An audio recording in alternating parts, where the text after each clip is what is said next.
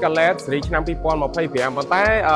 Escalade មួយគ្រឿងហ្នឹងខ្ញុំគិតថាមានតែមួយដែលមកដល់ស្រុកខ្មែរមុនគេបងប្អូនចង់ដឹងទេថាតើជាប្រភេទ Escalade អីតោះទៅតាមដានវីដេអូពេញជាមួយខ្ញុំទាំងអស់គ្នាបងប្អូនទាំងអស់គ្នានេះគឺជា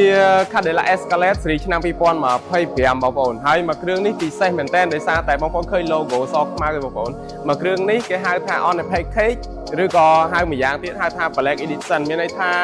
logo សខ្មៅបានយ៉ាន់ខ្មៅអក្សរខាងក្រោយគឺខ្មៅទាំងអស់តែម្ដងនេះសម្រាប់បងប្អូនដែលចូលចិត្តស្រឡាញ់ឡានពណ៌ខ្មៅហើយបែបខ្មៅក្រឹបបែបនេះអាចមកមើល Cadillac Escalade មួយគ្រឿងនេះបាន